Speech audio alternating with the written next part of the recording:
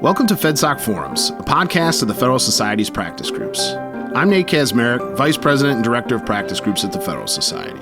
For exclusive access to live recordings of FedSoc Forum programs, become a Federalist Society member today at fedsoc.org. Well, hello, everyone, and welcome to this Federalist Society virtual event. I'm Caroline Bryant, and I'm the Associate Director of Practice Groups with the Federalist Society. Today, we're excited to host this webinar titled The Future of U.S.-Iran Policy. Our panelists today are Elliott, Abrams, and Brian Katulis. Elliott is Senior Fellow for Middle Eastern Studies at the Council on Foreign Relations in Washington, D.C. He served as Deputy Assistant to the President and Deputy National Security Advisor in the administration of President George Bush, where he supervised U.S. policy in the Middle East for the White House, and a special representative for Iran and Venezuela in the administration of President Donald Trump. Brian Katulis is Senior Fellow for U.S. Foreign Policy at the Middle East Institute. He's formerly a Senior Fellow at the Center for American Progress, where he built the Center's Middle East program and also worked on broader issues related to U.S. national security. His past experience includes work at the National Security Council and the U.S. Departments of State and Defense. Our moderator today is Professor Jamil Jaffer. Jamil currently serves as founder and executive director of the National Security Institute, as an assistant professor of law and director of the National Security Law and Policy Program at the Antonin Scalia Law School at George Mason University. If you'd like to learn more about today's speakers and moderators, their full bios can be viewed on our website, fedsoc.org. After our speakers give their presentations, we will turn to you, the audience, for questions. If you have a question, please enter it into the Q&A function at the bottom of your Zoom window. We will do our best to answer as many as we can. Finally, I'll note that, as always, all expressions of opinion today are those of our guest speakers, not the Federalist Society. With that, Jamil, thank you so much for joining us, and the floor is yours. Awesome. Well, Caroline, thanks for having us here today. And Elliott and Brian, thanks to both of you for being here and being part of this conversation. What I thought we'd do today, folks, is we'll talk a little about the situation that's going on right now in the Middle East, in particular in Iran, what implications that might have for U.S. policy, start a conversation between Brian and Elliott about these important issues, and then engage you guys in a conversation about that as well. So have your questions ready at the end of this hour that we've got together, maybe the last 15, 20 minutes. We'll take your questions as well. So feel free to go ahead and put those in the Q&A function in the webinar, and we'll get to those towards the end. But Elliott, let me start with you. Look, you have a long experience in this region. You have long experience dealing with the Iran threat, and in particular, working with President Trump in his prior administration when you focused on these issues as a special representative with respect to Iran and Venezuela. So let's talk about what's going on right now when it comes to the Iran dynamic. Obviously, Iran has suffered massive setbacks post October 7th with the war in Gaza. Israel has been wildly successful targeting Hezbollah, taking out senior leaders of Hezbollah, taking out senior Hamas leaders, taking out senior Iranian IRGC leaders as well, including the killing of a senior Hamas leader in a IRGC guest house in Tehran. So there have been massive counterterrorism successes. At the same time, Israel's taken out a significant portion of Iran's air defenses after they launched attacks on Israel. Syria's air defenses are also gone now post the fall of the Assad regime. So there is a clear path if Prime Minister Netanyahu wants to go after the Iranian nuclear program. So I guess my first question for you is, do we think that an attack on the Iranian nuclear program is imminent? If it is that an attack that the U.S. would support? And if so, will the U.S. try to provide capabilities like the massive ordnance penetrator, which of course only flies on certain platforms, the B-1, the B-2, the B-52? If it's going to provide it, how would it do it? Would the U.S. actually use that capability? And beyond all of that, you've got President Trump, obviously talking about what's going on in Gaza. We'll put that to one side for a second. President Trump also talking about a verifiable nuclear agreement with Iran. What does that mean? What does that look like? Is that like the JCPOA, but better that President Obama entered into? What is President Trump talking about? And is this a sign that maybe an attack is not imminent and that, in fact, President Trump wants to do a deal here? Elliott, over to you. Well, thanks, Jamil, and it's great to see Brian. I think you got to start by remembering Trump's first term. Maximum pressure. Why? To what end? He always wanted a negotiation. The purpose of the maximum pressure campaign was not regime change. It was to force them into a negotiation that he argued would produce a better deal than he thought the Obama deal, the JCPOA, was. I think that's still his view. Now, he said categorically this week they can't have a nuclear weapon. But he has also said, and now Netanyahu has said, the best way to get there is diplomacy. The best way to get there is a deal. If the deal fails, if there is no deal, they still can't be permitted a nuclear weapon. And then you get to the question of, well, would Israel act? Would we act? Would we potentially act together? I think Trump, on the basis of what he said this week, genuinely cannot permit them to get a nuclear weapon. And if he received intelligence, for example, that they had decided their national position was weakening and they had to have a nuclear weapon and they were racing toward it as fast as they could, then I think he would act. I think he would act militarily, but he doesn't want to. He wants a deal. The term he uses is verifiable. What we talked about was, first of all, it wouldn't be time limited. It wouldn't last 5 or 10 years. It'd be permanent. Second, it would require, and here you get to verifiable, it would require lots and lots of IAEA access, International Atomic Energy Agency, which has been, once Trump left the JCPOA, access was quite limited, and you've got a long series of statements now by the head of the IAEA saying, they're off to the races. I mean, I don't have full visibility of this, but I can tell they're enriching a lot more uranium to higher levels, certainly to 60%, which, as he said, no country has ever done. No country has ever enriched to 60% and not gone on to build a nuclear weapon. The other thing that Trump wants is comprehensive in the sense that, and he has said it this week, not just nukes. It's got to involve their missile program too. And it's got to involve, the proxies. That is, you can't have a situation where we're going to deal with them, sanctions are gone, and they're using the money to give to Hamas and Hezbollah and Houthis and so on. So that's the deal he wants. Separate question, which we should get to later, I think, is how likely, possible, realistic is such a comprehensive deal? Yeah. Well, obviously, a deal like that looks very different than the JCPOA, which explicitly didn't deal with the ballistic missiles question. In fact, I probably gave Iran more room on ballistic missiles than ever before. Didn't touch the proxy question at all as well, focused primarily on uranium enrichment, and actually gave Iran a lot more room than we might have expected on that as well. So it's probably a much harder deal to get to than the JCPOA, which itself was a challenge. And so, Brian, I want to turn to you. You've recently written on these issues. You've written on the question of the U.S. and Iran and on nuclear questions as well. Talk to us about your recent paper and talk to us about what you make of the current situation, what you make of Elliott's assessment that what Trump really wants is a deal and that all the rest of this is sort of an effort to get to a deal, whether it's the pressure on Iran when it comes to going back to maximum pressure and whether he'll do that. And then what that deal looks like. Is it what Elliott's laid out or something different? Thanks for having me, Jamil, and it's great to be with Elliott. I don't disagree with a lot of what Elliott has to say here. The paper we put out in January with my colleagues Alex Vatanka and Patricia Cottom basically looks at the regional landscape, which is often overlooked when you're looking at the nuclear file or other issues. And the point is pretty simple. The title of the paper is Beyond Maximum Pressure. And by that, we're not opposed to maximum pressure. I actually think it's important to use as much leverage as we can to shape the calculus of the regime.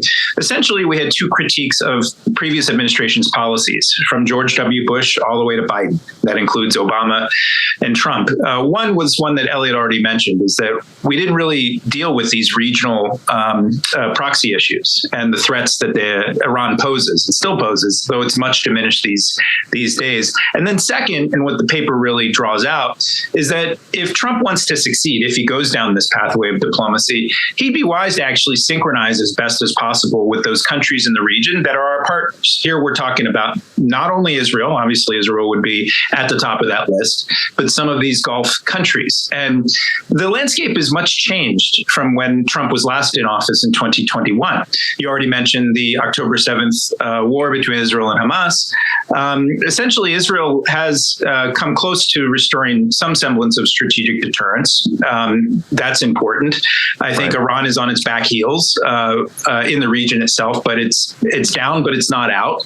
It has, in recent years, Iran has created linkages with Russia and China that have grown in interesting and curious ways. But the thing, and again, I was in the Middle East just last week, got back Tuesday night. The thing that strikes me the most that is often not heard here is what I see is this repositioning of some of the Gulf states, many of the Gulf states, when it comes to Iran. Here, I'm not talking about, of course, Qatar or Oman. They were always sort of had more of an accommodationist policy. What I find sort of surprising, and this is what the paper articulates, is Saudi Arabia and the UAE have actually, I think, substantially repositioned themselves, and they do not want to see an escalation. That may change if there's a different posture, and certainly if Iran does rush towards a nuclear weapon. But the clear signals that I've heard on recent trips in those countries and from top officials made it sound like, I joked with one of the Saudi officials, you sound more like Code Pink to me, or Move On, a left-wing group in the United States. They don't want that confrontation. The Operation Prosperity Guardian, the effort that the Biden administration put together, which I don't think was nearly strong enough to deal with the Houthis in the Red Sea, only Bahrain lined up with it. So the main point of this is that in this sort of new complicated regional landscape, and in the context of a Trump administration 2.0 that does not want to carry so much of a burden, wants others to pull their weights, would they be wise to actually at least more extensively consult those regional partners? We didn't have that for 2 decades. We had the P5+1 framework, an international framework. That's not going to be recreated. So basically build some form of more concerted cooperation on the military issues, but also diplomatically if you're going to engage Iran.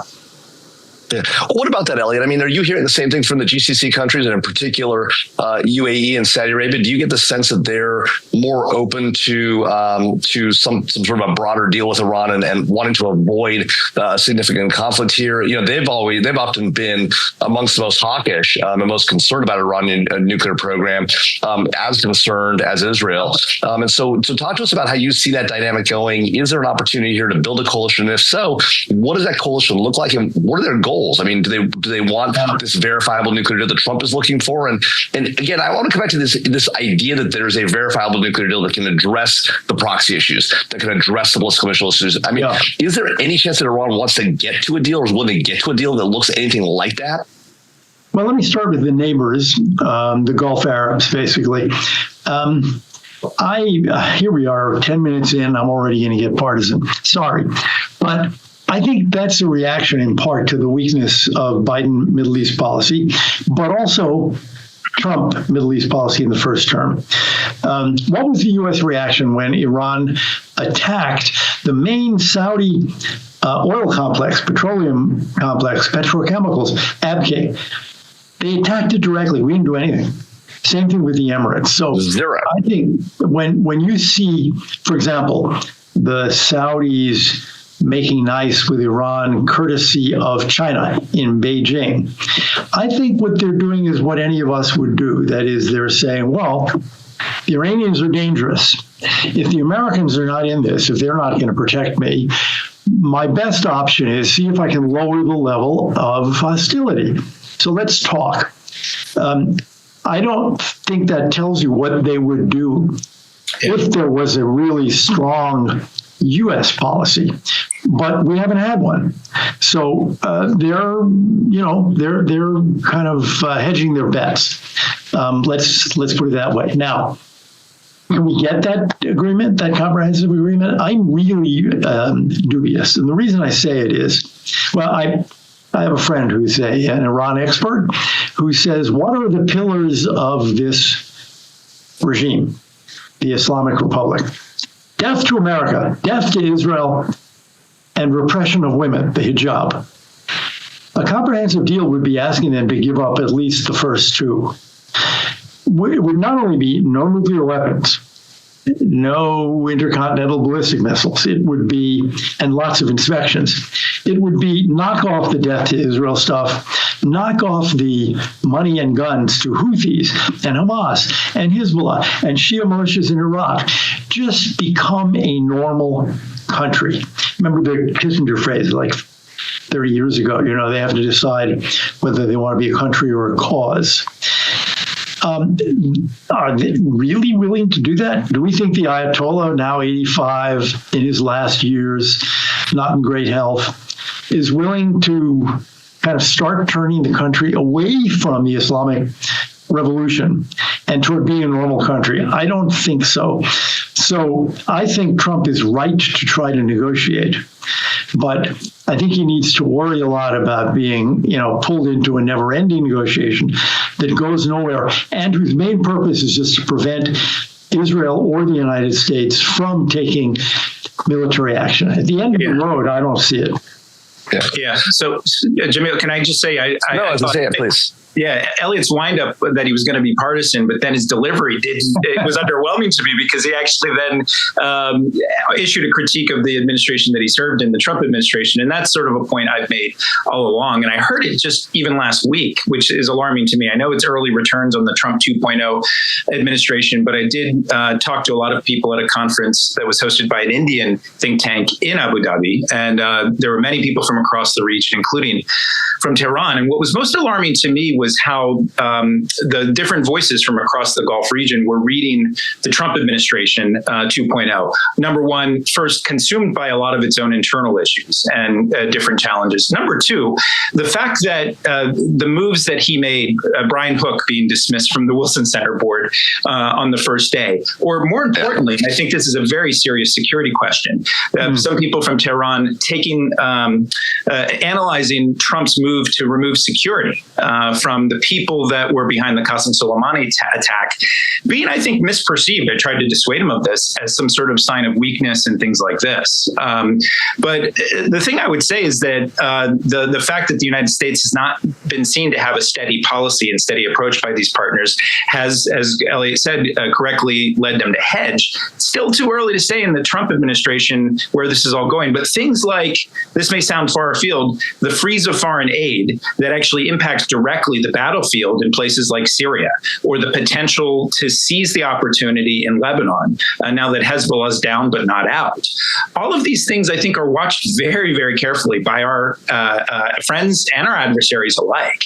And I think the early sense is that this is an administration that, though it has EOs and has signed certain things, does not have a strategic focus at all. And then I think you add to it some of the stuff, we won't get into it on the Arab-Israel front, just looks a little goofy and clownish to the region.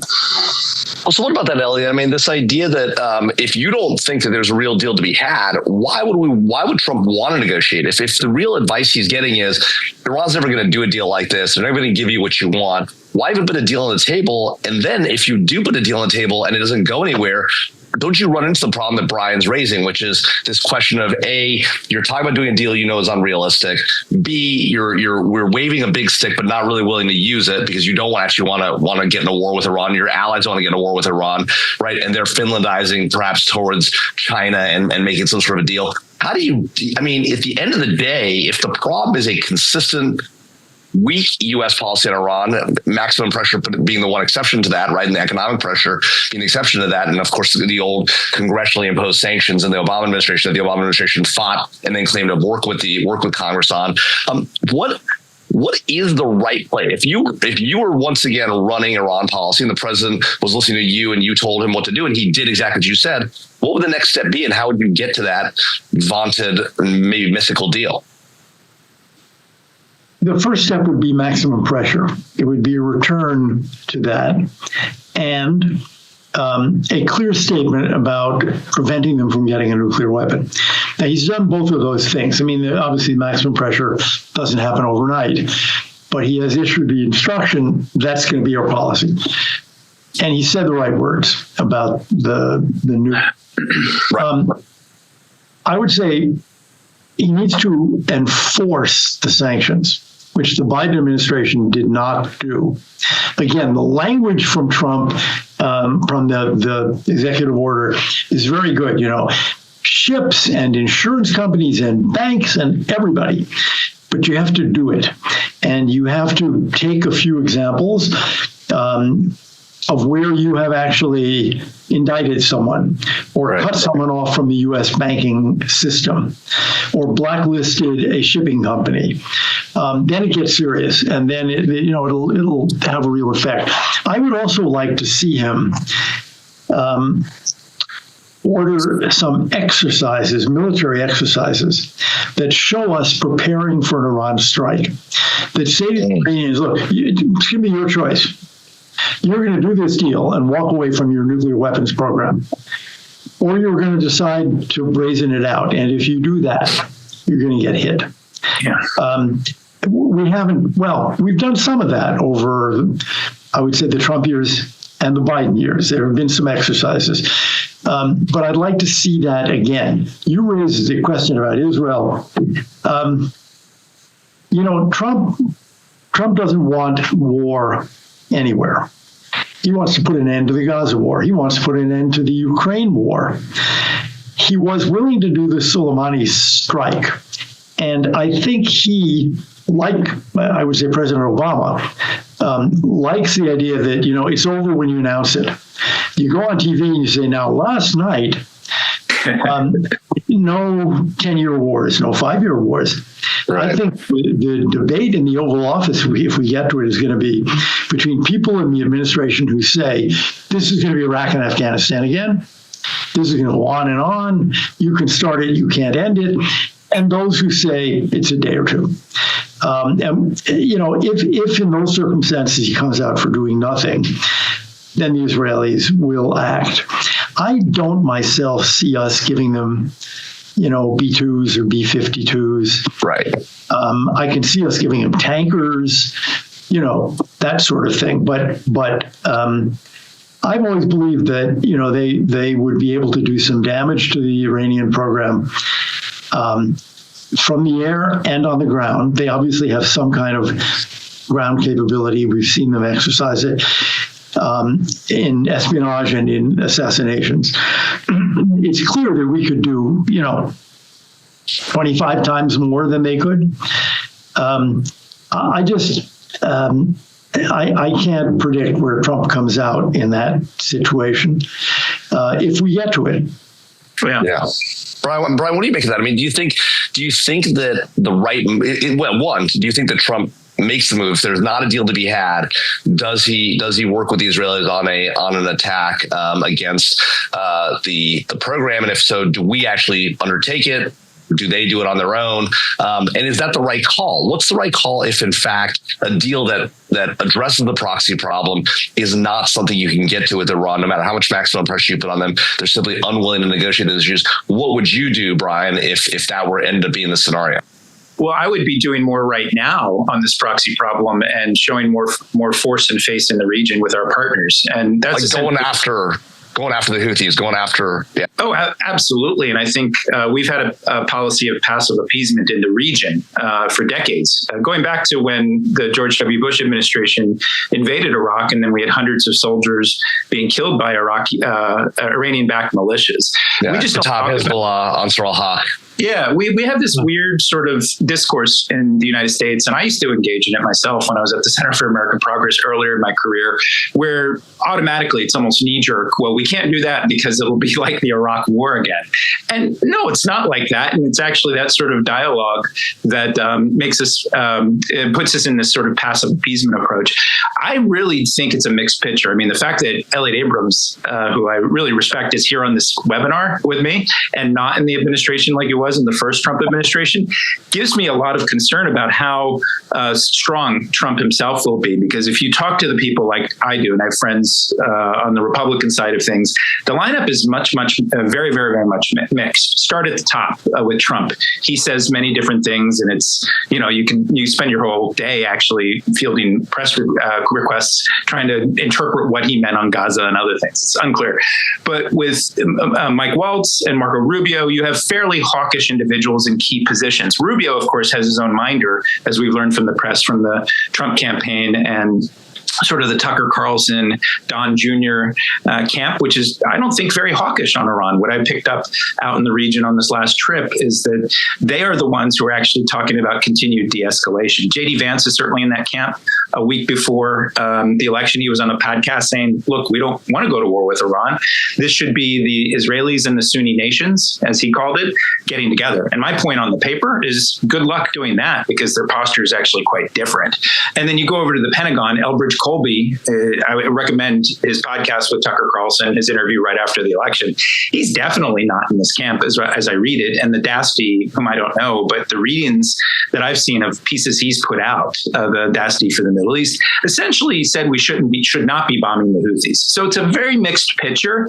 And if you add Tulsi Gabbard to the mix as the director of national intelligence, who will be charged with actually then producing the intelligence on all of these things related to Iran. If you look at her record as a Democratic congresswoman, who, as I myself as a Democrat, didn't consider her as anywhere close to mainstream. I don't think a lot of people consider her mainstream. Yeah, we're in a very different landscape inside the Trump administration, but Trump's his own man, as I think Elliott will attest to. He'll decide this based on how he sees it. But I think his inclination is to rail against endless wars without actually investing the necessary, and this is my main point here, the U.S. actually needs to deepen its engagement in the Middle East to actually send those signals to Iran. I think the Biden team was weak. It stepped up, but it was too reactive to the plays that Iran was playing. Now that Iran's on its back foot, we're going to unilaterally disarm ourselves by freeing aid, disengaging from Syria, not engaging properly in Lebanon. And this is a formula for Iran to actually build back better its regional proxy network. Yeah, Elliott, I mean, that does seem like a problem. The Trump administration does seem at war with itself when it comes to whether it's Iran policy or Taiwan policy. You've got people on both sides. You've got a lot of folks from the Queen's Institute, and defense priorities who think that we should just disarm and retreat back home. What do you make of that dynamic within the administration? You've got obviously people who are very strong on Iran and Taiwan, Marco Rubio, Mike Waltz, to Brian's point. But you've got a lot of people at DOD and now coming into the IC that are not of that orientation. And the president himself doesn't appear to be necessarily in that place either. So what do we do about that fact? And how do our adversaries read that situation? Are they reading the tea leaves and say, well, he's going to talk big, but he's actually going to bring it, and therefore we should call his bluff? Well, I share the concern. There are a lot of different views in the administration. When you talk to people at the top, I don't mean the president, but say cabinet secretaries, the answer you tend to get is, I'm in charge. I know what the policy is. I know what the president wants. I know what I want. Don't worry about it. That's a very bad answer, because these are mammoth bureaucracies. Take the Secretary of Defense. Think of everything on his plate. The Middle East is one part of it. He can't watch that all day long. There's only one person who can all day long, and that's the Deputy Assistant Secretary of Defense for the Middle East. And that, from everything I read, happens to be someone I don't know, but from what one reads in the paper, his views and those of the Secretary and the President are not aligned. So I do worry about this, and the president seems to like it. The idea that people come to him and they'll fight it out, and then he gets to decide. But it can lead to policies that are not coherent. So look, we're 2 weeks in. A lot of posts are still vacant. For example, Assistant Secretary of State for the Near East. Nobody. So, Undersecretary of State for Political Affairs. There's a lot yet to kind of develop in a 2-week-old administration. But I think what happened here is that last time, 8 years ago, Trump ran and didn't think he'd win, and he wasn't prepared to win. So what do you do in that situation? He relied on 2 groups of people, basically, the Republican Party national security officials and generals. This time, he's not doing that. This time, he's got his own kind of MAGA group. There are others in it. I mean, that certainly is not a fair description of Rubio. Right. But that group exists, and there's a lot of people being hired with, I'd say, less experience than 8 years ago. And it is going to be a battle. One of the players in that battle ought to be mentioned, or one of the potential players. There is a thing called Congress. Yeah. And I am struck. I'm not sure they know that, by the way, Elliott. I'm not sure they know they have a role to play. It's look, it's a long-term trend, right? Congress has been handing off power to the executive branch and regulatory agencies, well, since Woodrow Wilson. But it has been striking. I think it's fair to say on a number of nominees, without giving my own personal view, there are a number of nominees who would have been opposed by virtually every Republican had they been appointed by Joe Biden. Yeah. And they're just going along with the president on this because they don't want trouble. So, Brian, what about that? What is all what Elliott just laid out? This sort of internal battle, you laid it out as well inside the administration. What does that say to our allies? You were over there. They're watching it closely as you laid out. What do they feel? Is that cause them to Finlandize in the way that both you and Elliott were talking about to, a more accommodationist policy towards Iran, towards sort of China playing a bigger role, Russia playing a bigger role in the region? Or are they still looking to see, will there be actual strength here? And maybe this, sort of team of rivals approach that Trump has, or, running it like the apprentice approach might actually. Yeah, I think they look to the United States, these countries that have been in our camp, as the preferred strategic partner of choice. They don't want to go to China. They certainly don't feel like they want to be with Russia. They know we have the strongest capabilities, but they see the internal divisions. And this is where a lot of what's going on right now, that it consumes America and the things that are being done to national security institutions that are about projecting power. And it's only started with USAID, but it'll sort of go down the line to the intelligence agencies and the State Department quite soon.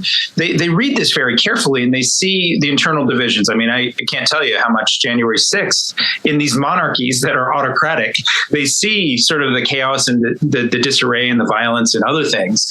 And even the pardons. People talked about the pardoning. And these are countries that a lot of them don't have rule of law. So there's an irony there. But they essentially see an America that's very much at war with itself. But nonetheless, they still hope that we'll have their back. But I think the experience of not just the Obama administration especially, but then the incidents in the Trump administration, notwithstanding the Qasem Soleimani strike, a number of things like people still talk about the lack of a response. Now, go back to a thing I said earlier, Israel actually, in reaction to being attacked in this vicious attack by Hamas on October 7th, has restored a semblance of strategic deterrence. And to me, the real play, I mean, the nuclear issue is the urgent question, but the thing that we should be doing right now is on the ground in all of the theaters, the key theaters that are contested: Syria, Lebanon, Iraq, Yemen in particular. And it's not clear to me that the Biden team had a very strong strategy for these places. We were sort of going along and giving a boost to Israel, though pulling back the reins at certain points on theaters like Lebanon. But I don't know that the Trump team, as I see it, will coalesce around a clear approach. Let me say something about Congress. And again, this is my screaming into the wind. I actually think October 7th and the role of Iran in backing that, but also Iran attacking Israel twice last year. And that was very constrained. But the fact that U.S. engagement and the investments that were made over several U.S.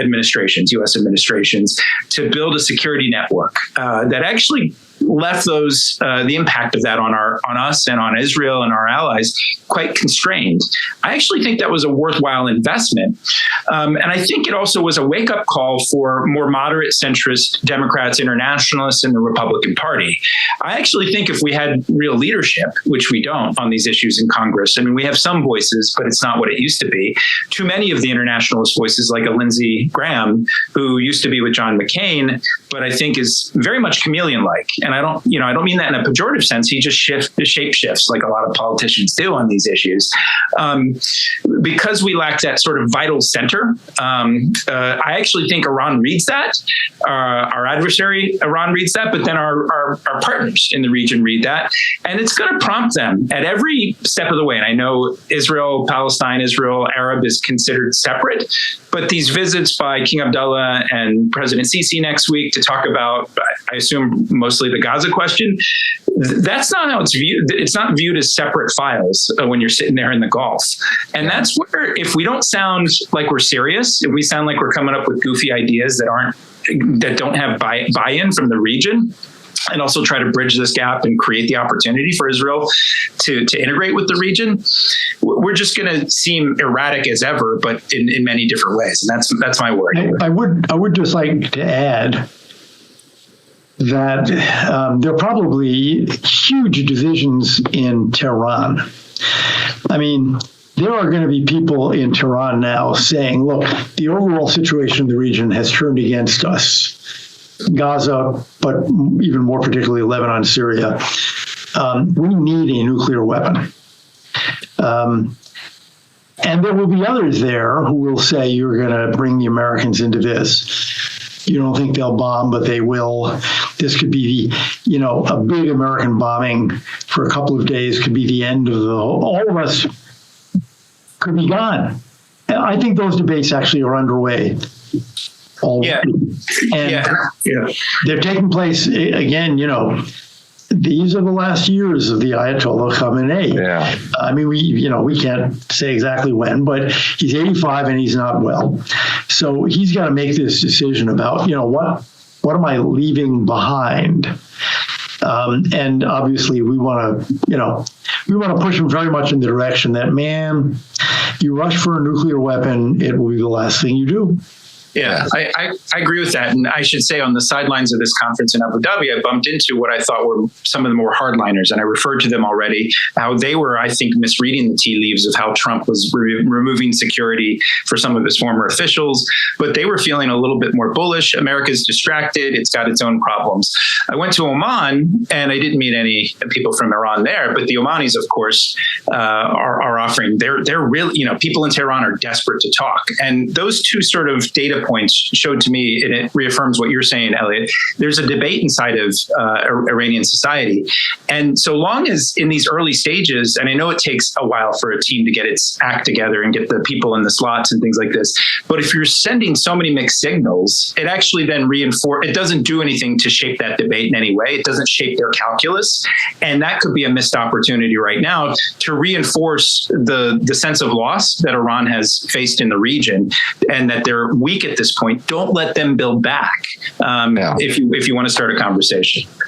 So I do want to go to the audience for questions. And so audience members, we're going to open it up for you to ask questions here in the next few minutes or so. So just keep an eye on the Q&A function. Go ahead and put any questions that you have in there. But I do want to come back to something that Brian said earlier, Elliott, which is this idea that the sort of the chaos that's going on right now within the administration, put aside the January 6th pardons, which are themselves, a challenge, but the stuff that's happening at the Justice Department, the FBI, buyouts being offered to CIA, all of USAID being recalled to the United States, terminations of funding for foreign aid programs, at least for 90 days. These are all sending signals as well to our allies and our adversaries around the globe, and ones that may not be perceived as positive now. The administration has, in theory, got a plan for what they're trying to do. They're trying to cut government programs and the like. But what about that? Is that undermining our ability to be successful, both in telling our adversaries we're going to be a real opponent and telling our allies we're going to be there for you when you need us? Is this a problem? How big a problem is it? Because I think there's a perception it's a massive problem. Is that true, or is it less of a problem than people might? I'm inclined toward the latter. That is, people know, first of all, in any administration, it takes you months to get people in place. Might be 3 months, might be 6 months. And I think they know there's an element of confusion in the early days anyway. But I think they know that, Trump is not going to react well to defeats, to humiliations, to losses. And if they think they're going to impose those on him, there could be a pretty strong reaction. So we get to the substance of some of these things, but, do I think that it's sensible to put AID under the State Department? Yeah, the British did it about 5 years ago. They put DFID under the FCO, which is now the FCD for development, FCDO. Do I think that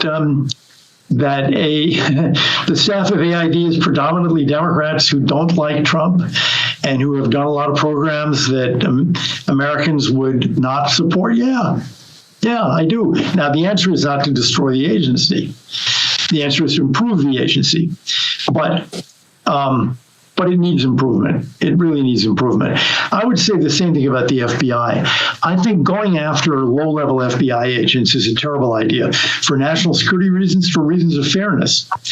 But I think we saw during the Biden years that the top levels of the FBI were riddled with people willing to use their official power for partisan purposes.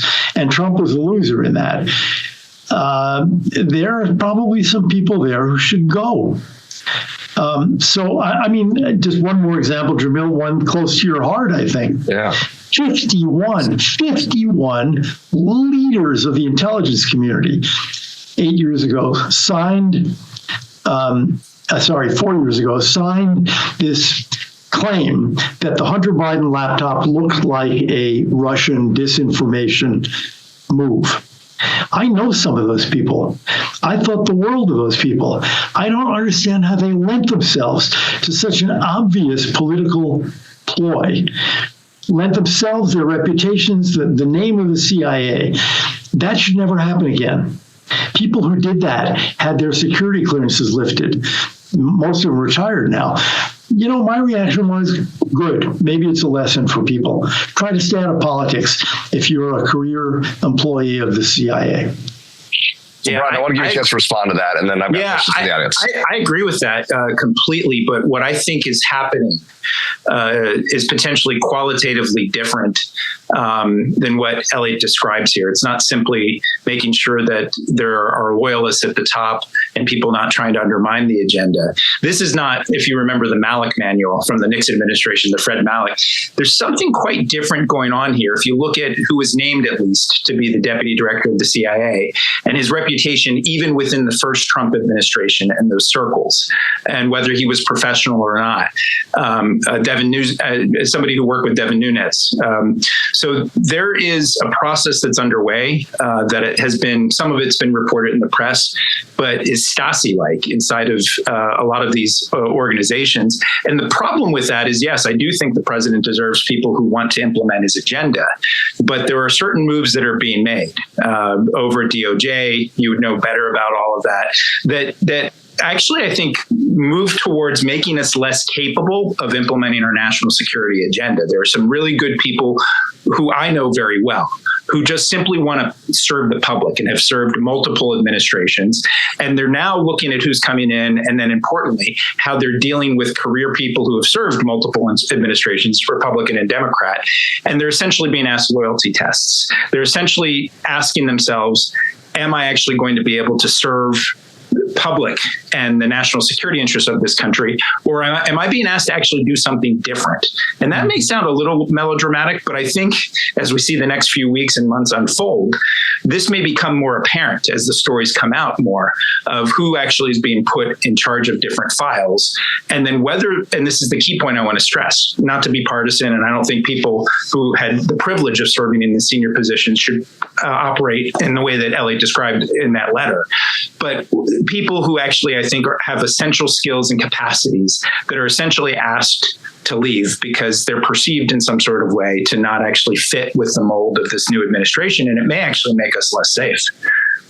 Yeah, look, I'm obviously deeply concerned about us targeting, line FBI agents who simply are doing their jobs and being asked to investigate things and now are being tarred potentially with a feather brush. That's obviously hugely problematic. I do happen to know Michael Ellis, the deputy director, the new named deputy director of the CIA, and I actually don't necessarily agree with that characterization of his capability or skill set or the kind of person he is. But putting that to one side, look, let's take some questions from the audience. Michael Lippin from VOA asked a question about, this memorandum that President Trump has issued issued about preventing the Gulf states from being used for sanctions evasion, Iraq in particular. How is this new compared to prior administration policies for the Trump administration? I'll ask you that, Elliott, and then Brian, maybe you could tell us how that is, whether that effort to try and prevent the Middle Eastern states from being used for sanctions evasion is different from what Biden did. So over to you, Elliott. I think we always tried to do that. I mean, I don't know if it was ever in an executive order, but clearly, if you're trying to do a maximum pressure campaign, you're looking at the ways that they go around it. And I do remember, for example, there were points at which we said to the Emiratis, look, Dubai is being used by the Iranians to get around sanctions. Close it down. And obviously, this has been a big problem with Iraq because Iran uses every, opportunity that it can find. So I don't think this is new. They may be giving it a little more public attention. Any thoughts on that for you, Brian? What Biden administration? Yeah, I think that's right. I don't think that's new. I know there were ongoing efforts. I think the Biden team, frankly, they tried to renegotiate the JCPOA for 2 years. But then I think they had a tacit agreement with the Iranians to essentially allow them to bust sanctions so long as they didn't go after us strongly. That was not a very good deal. They kept on going after our troops, and their proxies attacked Israel for more than a year. But I do think that the main issue right now is whether we have all of the capacities in place. Again, if we're at the start of what I think can be a process driven by Doge and Elon Musk, and I think there's a genuine need to get more efficiencies in government. But if we actually reduce our capacities to do these sorts of things, to actually make sure that our partners are abiding by the sanctions frameworks that we have, we in a sense, this may again be a little melodramatic. We'll see where it all comes out. But I think we may be in an odd way in a period of unilateral disarmament of ourselves and our capacities, especially in the Treasury, State Department, and certainly USAID realm. So Mark Merowitz asked about what Iran might do to recover from it and Hezbollah's ouster in Syria, and I would add to that Lebanon. Is there a comeback path for Iran? Russia's obviously trying to make its way back into Syria, trying to make a deal on Tartus and the like. Is there an opportunity here for Iran to come back? And if so, what might that look like in both Syria and Lebanon when it comes to the defeats it's seen, both with respect to its proxy Assad and Hezbollah there in Lebanon? Brian, I'll start with you. Yeah, I think we just had at the Middle East Institute this morning, my colleagues, Nicholas Nassar and Paul Salem, talk about this from Beirut, is if we don't actually more directly engage with the opportunity, and I don't want to overstate the opportunity because Hezbollah is still there. It's down, but it's not out.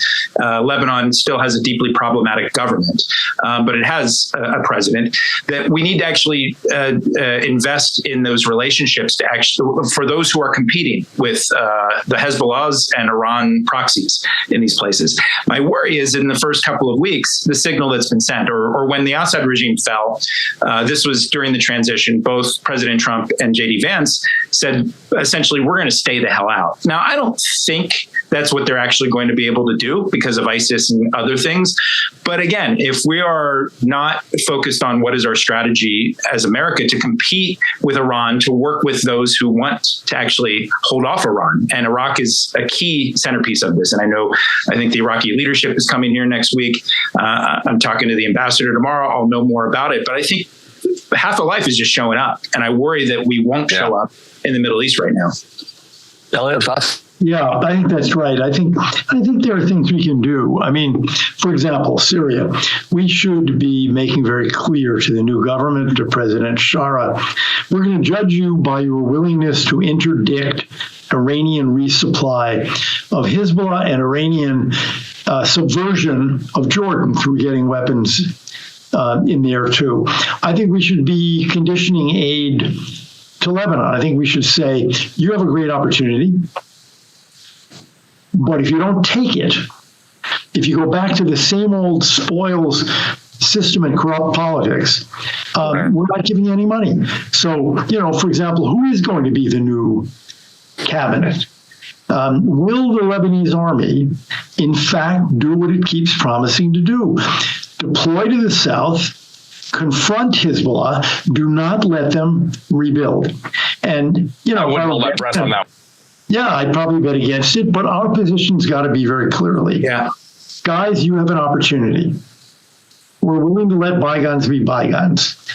Do your job. You rail against the foreigners taking away Lebanese sovereignty. Okay, now's your chance to build Lebanese sovereignty.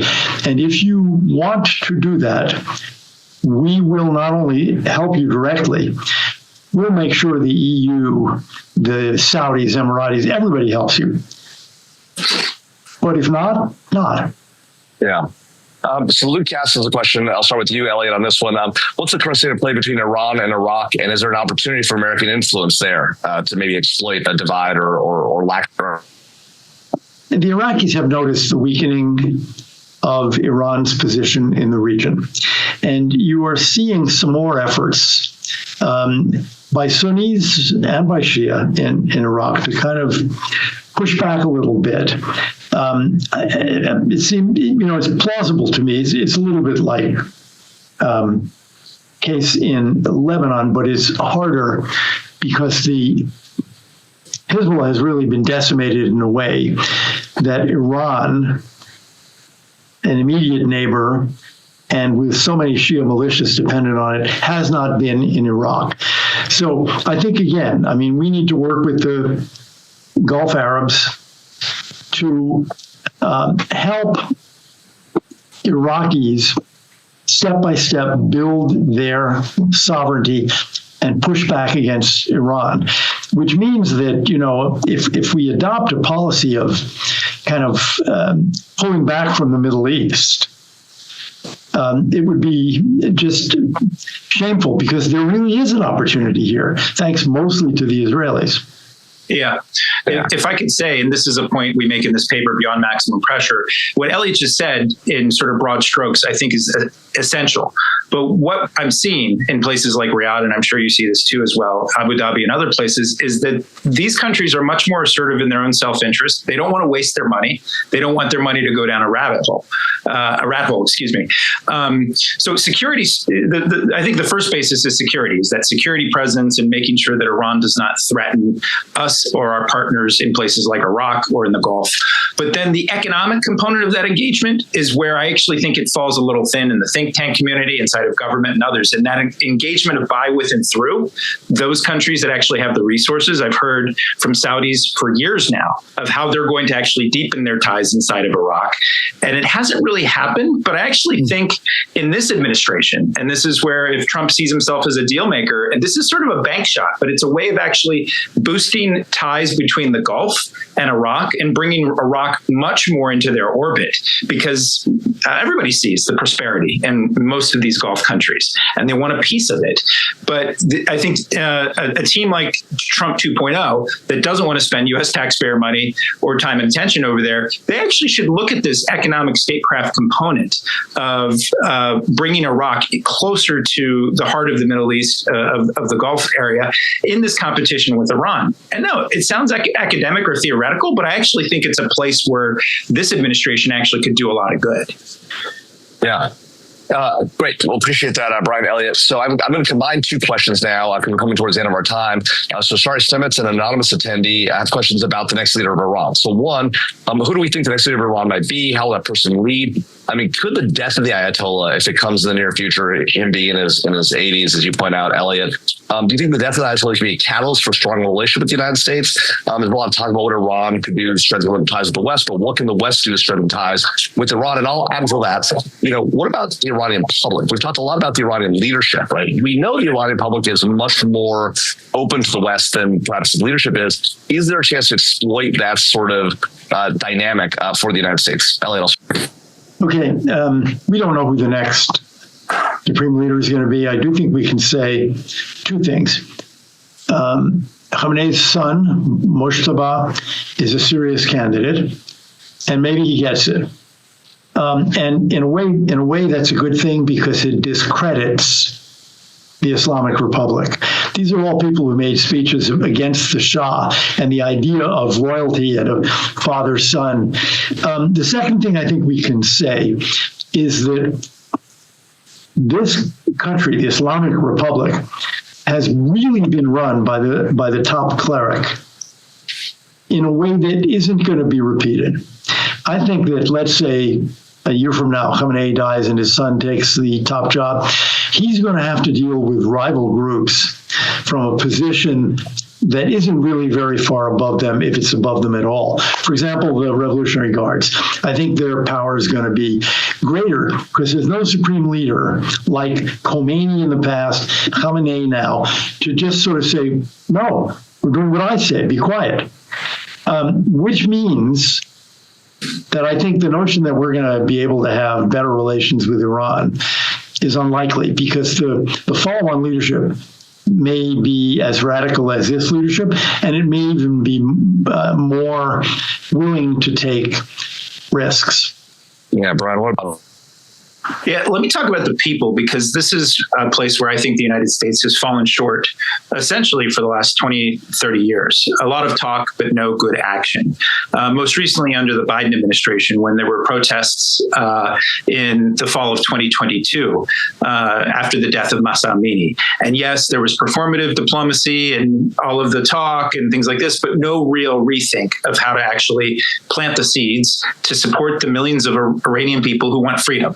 And I know these days, especially in 2025, it is passé to talk about democracy and freedom. But under the Biden administration, you essentially had a big backslide in a place like Afghanistan. And then a few months later, they had the audacity to hold a summit for democracy. And these are issues that Elliott and I have worked on together and I feel strongly about. And same thing under the Trump administration, where essentially there were protests and Mike Pompeo did a few things and wrote an op-ed, but there really wasn't a strategic support there. Coming back to the moment we're in right now, where I really worry about the gutting and cutting that's happening inside, that's about to come, and the potential threats to things like the National Endowment for Democracy. I hope it is preserved, but these are the connective tissues. Like, I worked in it when I worked in the 1990s in the Middle East with the National Democratic Institute and the International Republican Institute. And I know it sounds tactical and not strategic, but it is essential for building the fabric of relationships with folks. And we don't do nearly enough to help the Iranian people poise themselves for that moment of transition. Elliott's right. We don't know who actually will lead Iran when the supreme leader dies. And it'll be a good day when he's gone, right? Because he's not done good for his own people or for the region or the world. But we're doing next to nothing to actually shape the conditions. And I think there's a lot more that can be done. And I fear that we're actually, again, unilaterally disarming ourselves. It's not a new dynamic in this field, but I think we're going to put that on steroids in Trump 2.0. All right. Well, look, Brian, Elliott, thank you for your time. Really appreciate it. Thank you to the audience for your questions. Apologies we didn't get to all the questions there. Let me hand it back over to Caroline to wrap up. Great. Thanks so much, Jamil. Well, on behalf of the Federalist Society, I want to thank our speakers for the benefit of their time and expertise today. Thank you also to the audience members who joined us. We greatly appreciate your participation. Check out our website, fedsoc.org, or follow us on all major social media platforms at FedSoc to stay up to date with announcements and upcoming webinars. Thank you once more for tuning in. And with that, we are adjourned. Thank you for listening to this episode of FedSoc Forums, a podcast of the Federalist Society's practice groups. For more information about the Federalist Society, the practice groups, and to become a Federalist Society member, please visit our website at fedsoc.org.